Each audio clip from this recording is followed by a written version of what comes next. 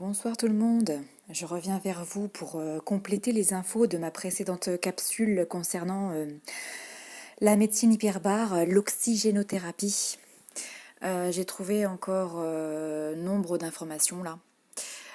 Et puis j'ai dans mon entourage personnel une personne que j'ai connue qui a été victime d'une agression et qui est dans le coma actuellement.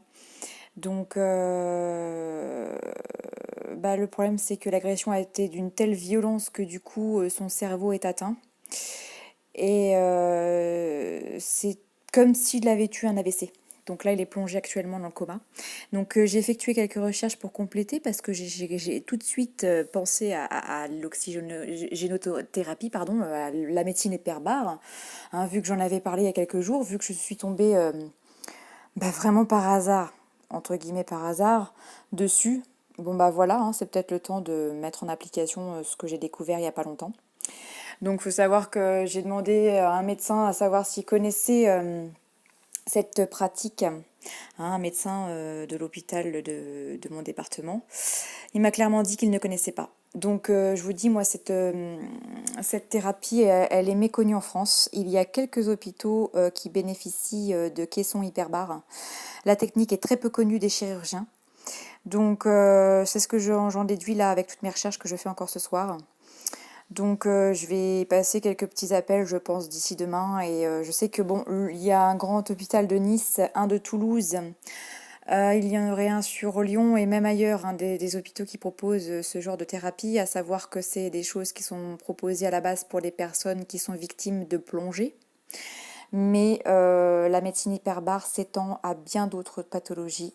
Et je vous dis, vous seriez agréablement surpris à voir jusqu'où ça va. Donc il faut vraiment, vraiment, vraiment que l'info passe parce que ça, c'est d'une importance capitale à la vue de tout ce qu'elle peut traiter. Donc voilà, là en l'occurrence les AVC. Donc je pense que la personne proche que je connais, hein, même si je ne l'ai pas vue depuis des années, voilà, qui est victime d'une agression sauvage et qui est plongée dans le coma artificiel actuellement là. Ça s'est passé là ce dimanche, 31 mars 2019. Et là, elle est sédatée au summum avec morphine. Donc voilà, je pense qu'il serait de rigueur que les médecins qui le suivent prennent conscience et connaissance de cette thérapie. Et bon nombre, puisque je connais aussi d'autres personnes dans mon entourage qui ont été victimes de nombreux AVC. Et voilà, moi je pense que là, le temps est venu de faire passer cette information parce qu'elle est vraiment méconnue dans notre pays. Et donc, le Québec, le Canada a fait des sérieuses études sur cette thérapie. Elle serait peut-être même à même de pouvoir, peut-être pas forcément soigner l'autisme, mais en tous les cas, amener les patients à beaucoup de mieux-être en fait. Donc voilà, il faut vraiment que cette info circule absolument. Alors, bon, là j'ai trouvé ça sur YouTube. Allô docteur, avec le docteur Michel Siemens voilà, qui a fait sujet à polémique dans la sphère des chercheurs de vérité et lanceurs d'alerte. Bref, on s'en fout. Là pour l'instant, comme on dit, c'est pas le messager qui est important, mais le message. Alors, donc, la vidéo du 26 octobre 2018. Après un AVC, il est impératif de débuter la rééducation le plus tôt possible, dès que l'état de santé de la personne le permet. Au CHU de Nice, quelques patients peuvent bénéficier d'un protocole pilote unique en France. Vous entendez bien?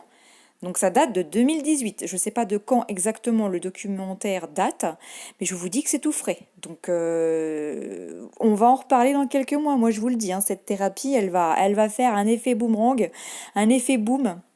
Ça va être une bombe. Pop, pop, pop. Des séances de caisson hyperbare pour limiter les séquelles. Voilà, bon, écoutez, j'enregistre cette vidéo et puis je la transmets, je la télécharge sur ma chaîne YouTube que je ferai circuler également en parallèle, je la partagerai sur Facebook et voilà. De votre côté, partagez en masse parce que, bon, comme je l'ai dit dans ma précédente vidéo, pour vous informer de cette thérapie, il est d'une importance capitale Ah bah, à mon sens, en tous les cas, hein, c'est mon ressenti à moi, ben que l'info explose. Vous irez voir sur ma précédente capsule tout ce qu'elle peut être amenée à soigner ou en tous les cas apporter un mieux-être à beaucoup de patients sur différentes pathologies, dont la sclérose en plaques aussi également, qui serait une maladie provoquée par le vaccin de l'hépatite B, si je ne m'abuse. Voilà, on a tellement ingurgité d'infos qu'à force on ne sait plus, mais en tous les cas, croyez-moi, faites vos propres recherches, vérifiez mes infos, je peux aussi me tromper, mais voilà, n'hésitez pas à faire vos recherches et ne faites jamais à 100% confiance à la médecine, aux médecins. Soyez toujours maître de votre vie et faites vos propres recherches, s'il vous plaît, c'est vraiment important. Moi, c'est comme ça que je me forme de plus en plus, et quand je vois la tête des médecins, quand je leur parle de certaines choses, ils se décomposent devant mes yeux. Et tout de suite, c'est la contre-attaque, hein. Comme on dit, la meilleure défense, c'est l'attaque. Tout de suite, on se fait manger toute crue en disant, en se prenant dans la figure que Internet est un ramassis de conneries. En gros, ce ne sont pas forcément mot à mot ce qu'ils disent, mais au final, c'est ce que ça veut dire. Donc voilà, allez toujours à contresens et faites vos propres recherches. Restez maître de votre vie. Voilà, voilà. Bon, bah bonne écoute. Et puis surtout, partagez à fond les ballons. Bonne soirée à vous et parlez-en autour de vous. Bisous, bisous.